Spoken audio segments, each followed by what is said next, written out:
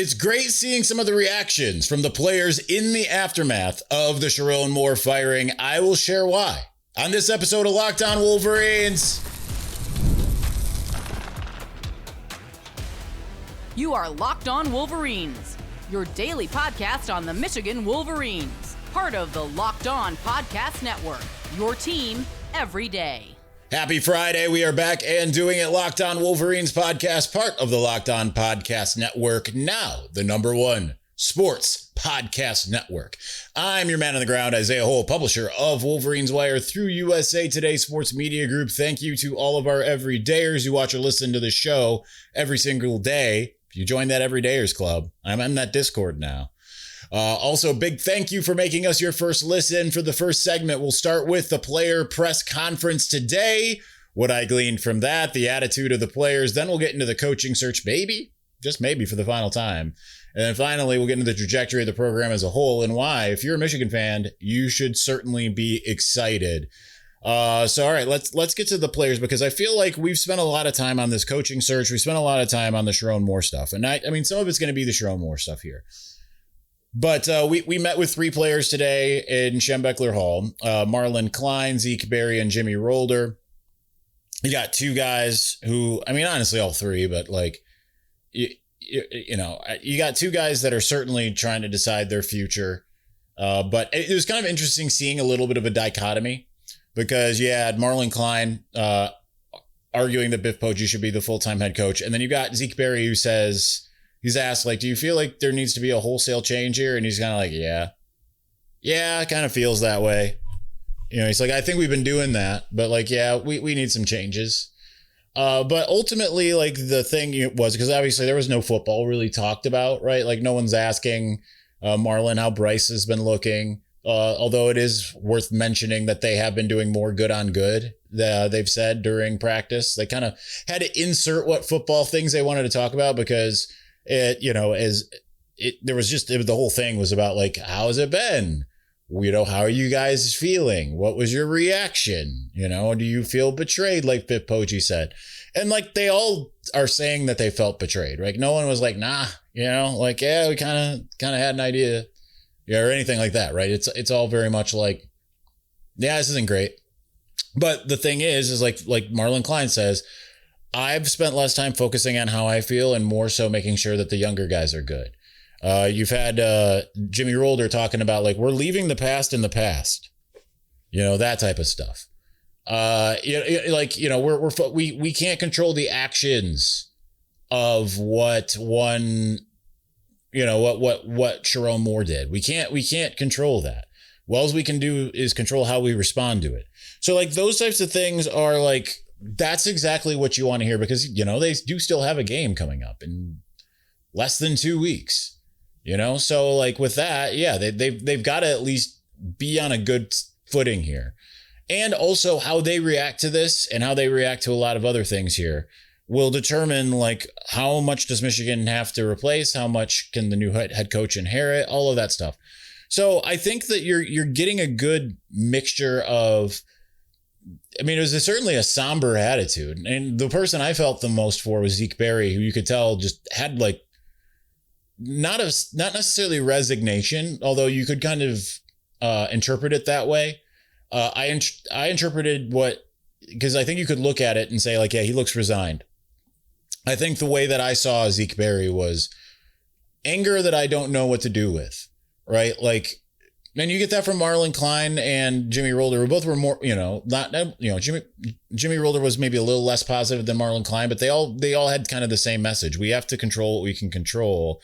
And Biff Poggi's been doing a great job of bringing us all together, while there was also a little bit of, like, you know, hey, you guys have been through the ringer the last several years, you know, Burgergate, Signgate, now this, right? Like, it's just something every time. It's like, is this overshadowing what you guys do?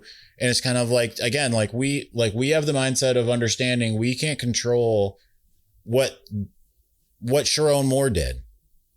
We can't. So therefore, we are going to focus on what we can focus on, which is practice and, you know, getting better every day. And, you know, Marlin Klein looked at it as like, this is what's shaping us as men, the response to this. And I think that's a healthy place to be, you know, is to have this we're not going to pay attention to too much of that. Like, they are sorting it out. Of the three guys that we talked to, none of the three have even attempted to reach out to Sherrone Moore, according to their own recollection. And that makes sense. Or, recounting rather, not recollection. It's not like, I don't remember. Did I?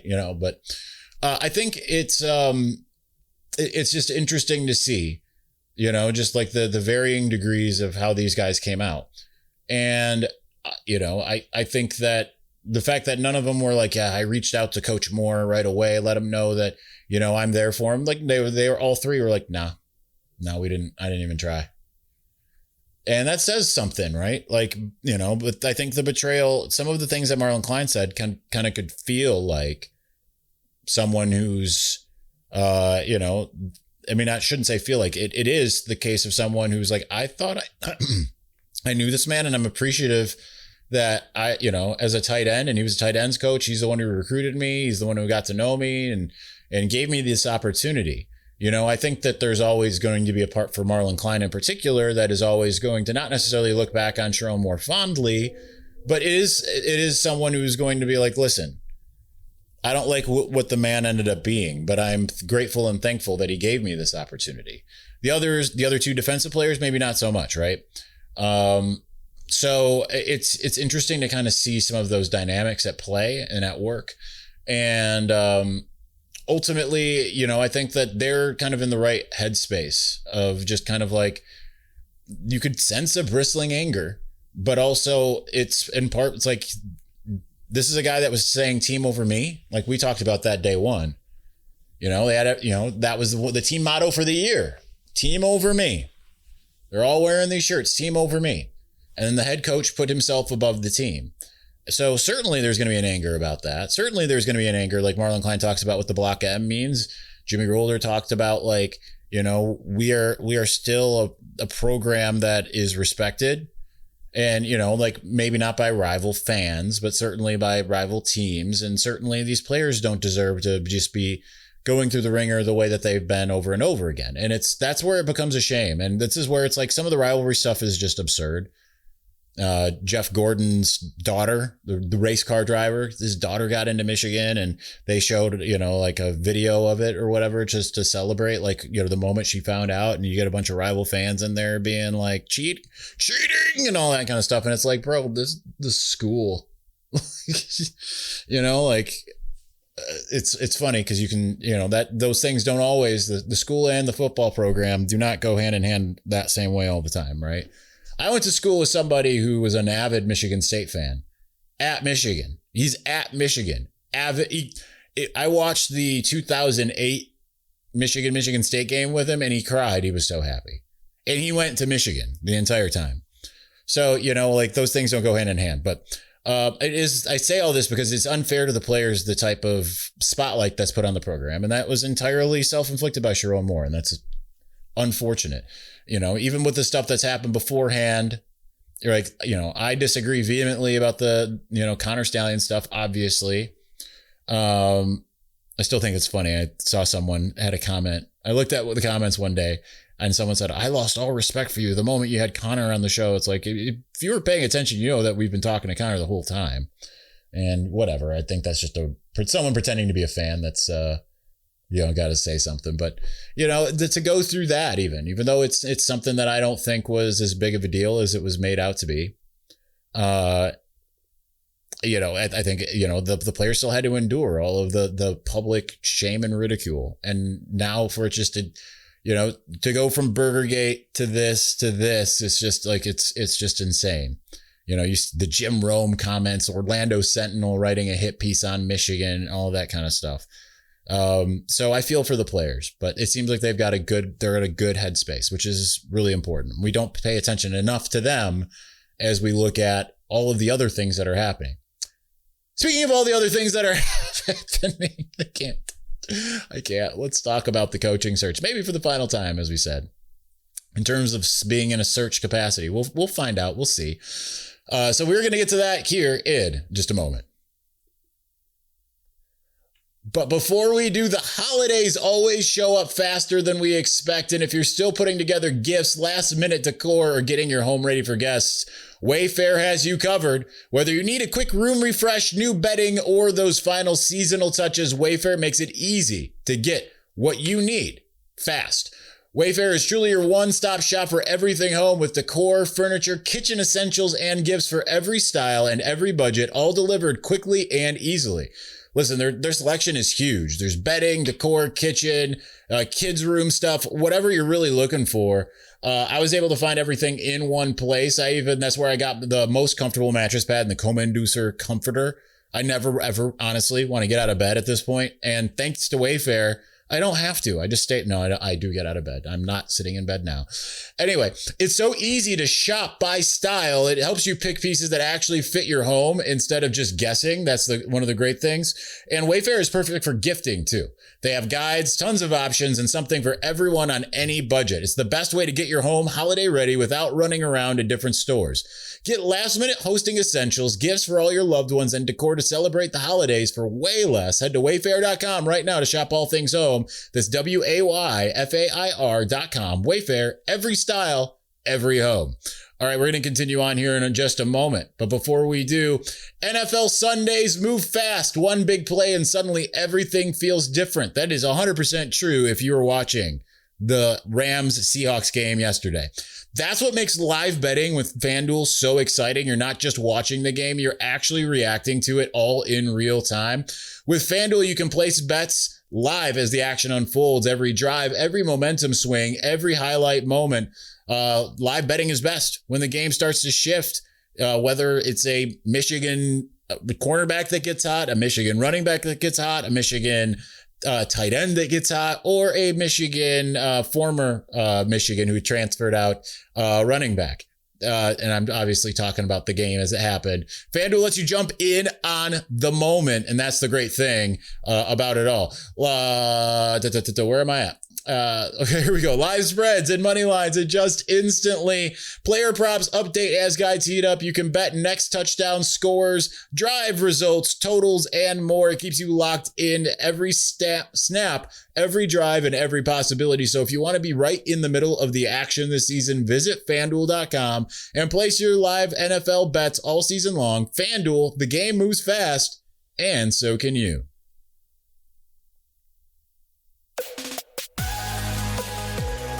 Thank you for making Locked On Wolverines your first listen of the day, and thank you for making Locked On the #1 sports podcast network. You already live your team every day. Now take it up a level and go ad-free. Join the Everydayer Club today and get Locked On Wolverines with no interruptions, members-only Discord access, of which I am now on. Come join me over there, and more.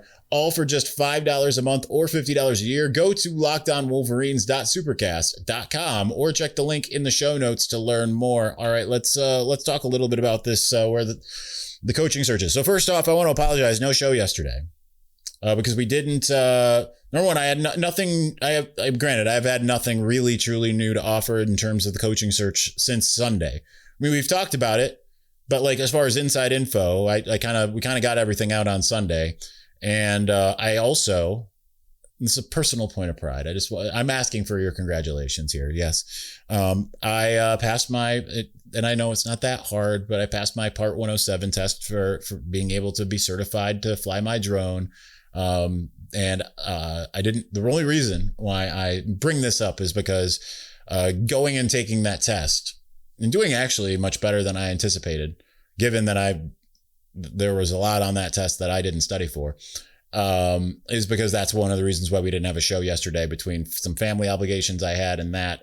Everything took up more time. But really the true reason was just we didn't really have an opportunity to learn anything new. Today's kind of the day. If you're watching on YouTube, then you'll see I'm wearing Oklahoma colors. That is by design. But at the same time, it's by design, even though I still prefer Kenny Dillingham. I don't know yet. Like, again, I have talked to people who have spoken to either candidate directly at this point about this.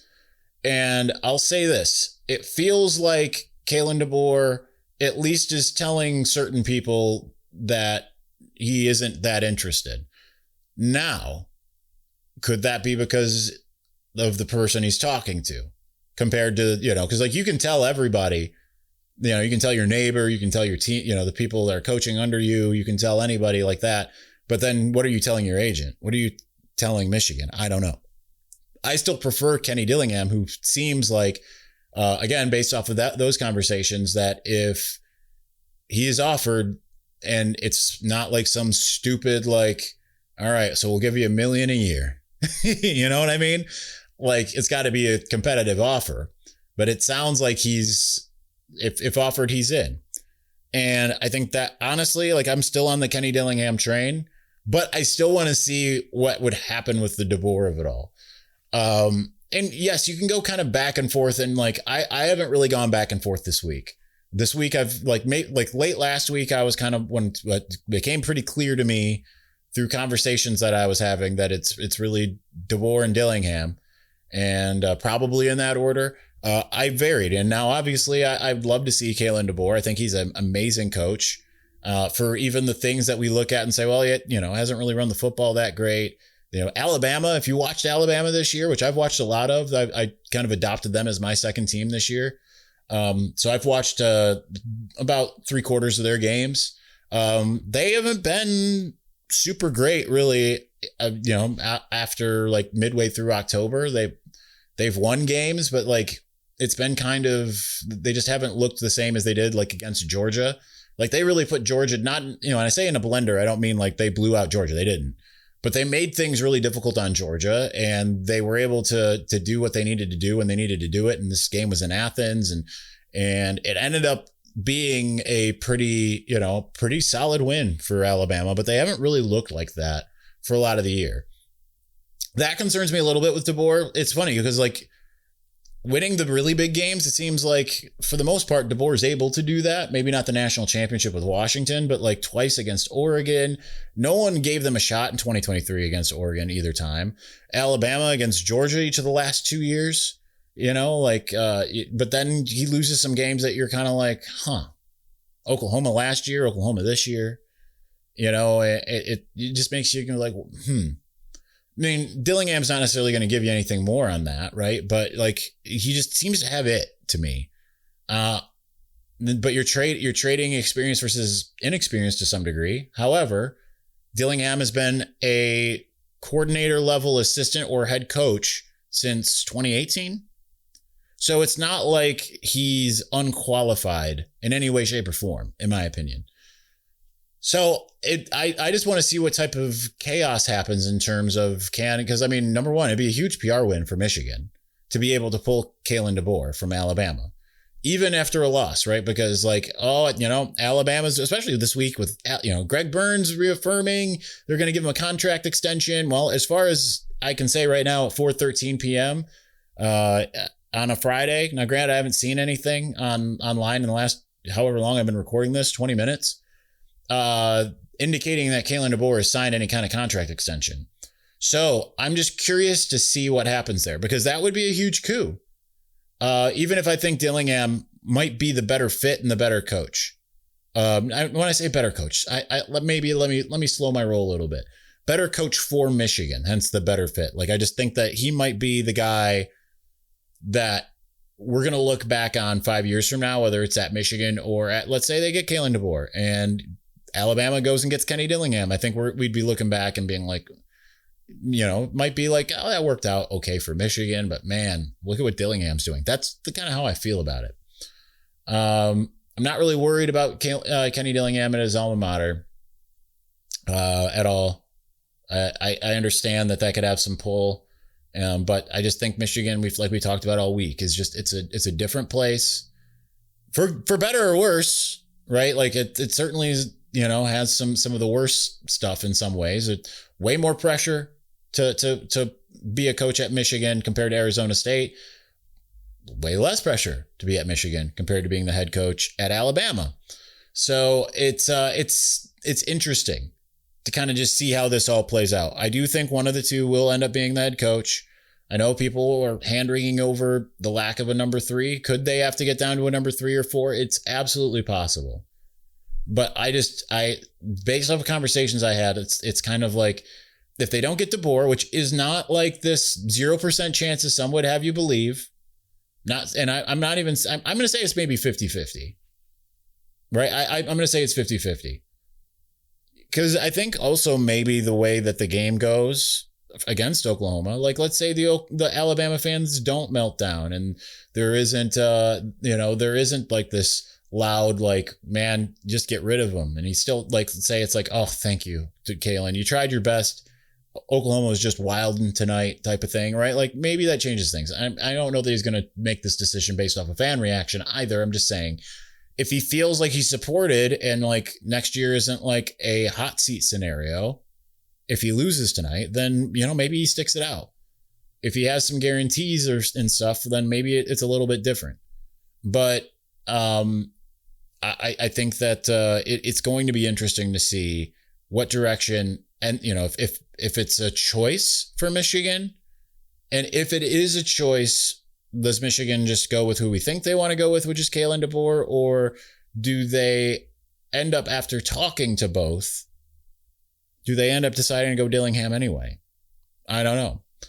I'm as scintillated as all you are here, and I'll answer a text that I had in terms of during the show.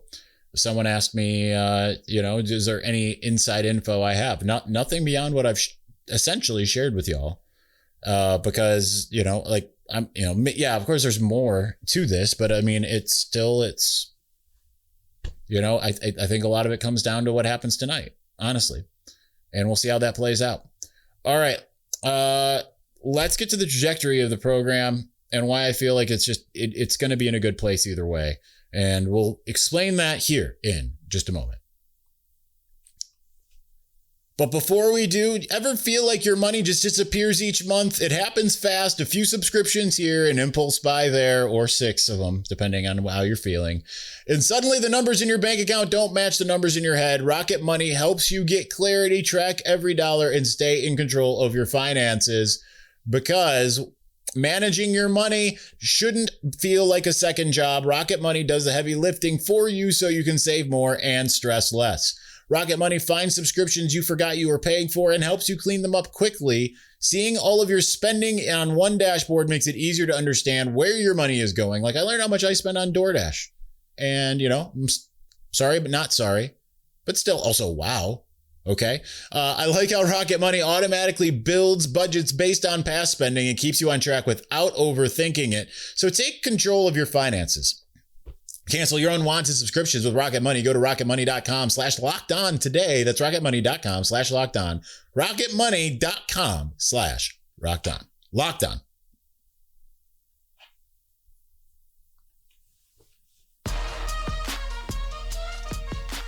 All right. Hopefully we are talking about a new head coach one way or the other over the weekend.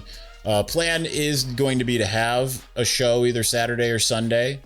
It kind of will depend on what transpires, but seeing if I can get an update on info.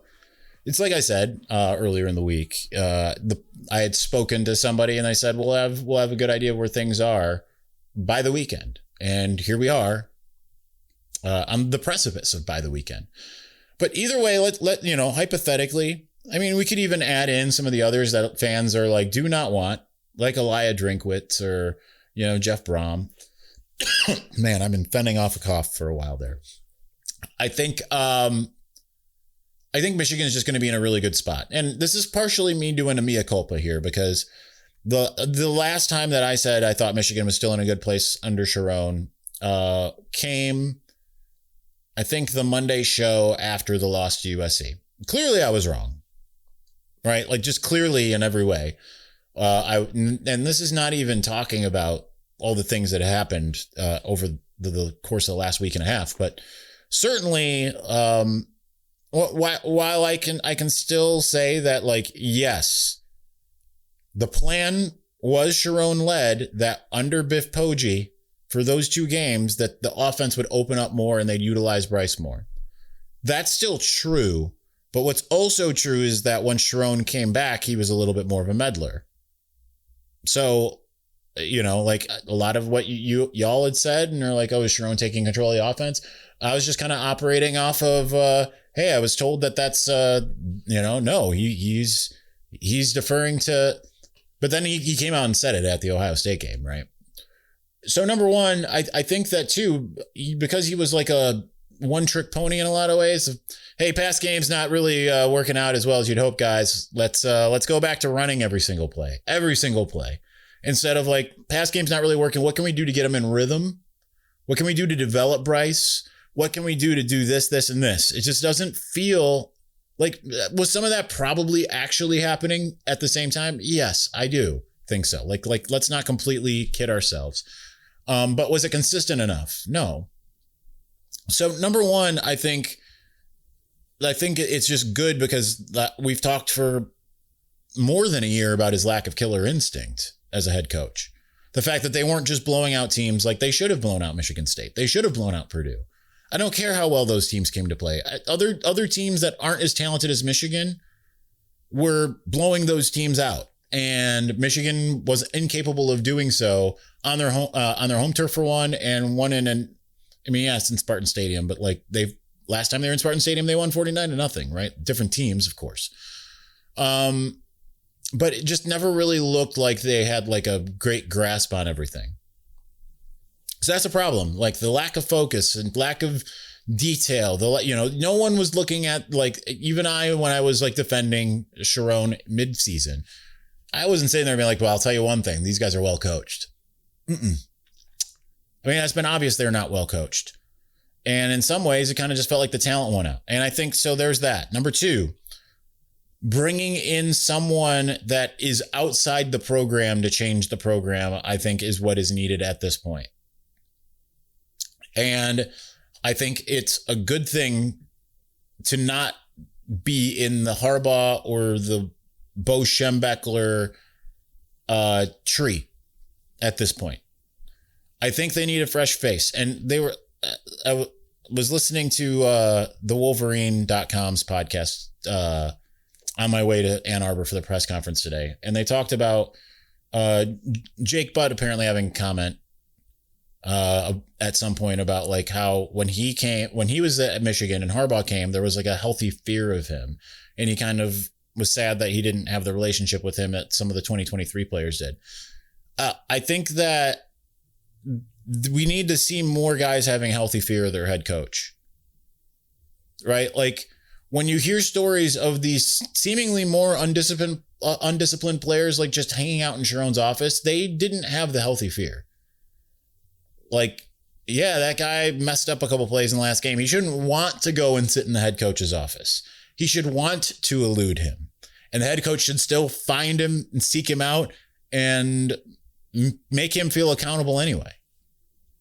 Right? Like, I think one thing that's already good in a lot of ways is there seems to be something of an accountability culture in Ann Arbor, right? Like in terms of the players holding each other accountable. I'm playing for my brother next to me. Like you aren't seeing a lot of guys making constant mistakes. You just see little mistakes popping up all over the place. Like I'm thinking again to just times where you've seen like the receivers. I mean, the receivers are still dropping the ball and stuff like that, but it's like it's not every receiver all the time, right? I don't know. I don't think I'm explaining that correctly. Nonetheless, I think the players are accountable to each other, and you're seeing that now. But I think just by having these things and getting someone with fresh eyes, people who have done it offensively, and that we already know are established head coaches, even if it's for a small period like Tenny Dillingham, I think that's going to pay huge dividends. And I now don't look at next year and say like, well, I don't know how they do at Oregon. Actually, now I look at it and say they've got the talent to be able to go take on Oregon. Why not? So that's my thought. All right, that's going to do it for us today. We'll be back at some point over the weekend, at the latest on Sunday, hopefully tomorrow, and we'll react to whatever it is or proffer intel if we get it that way. So that's the plan. Thanks for watching. Thanks for listening. We'll talk to you again soon. Peace.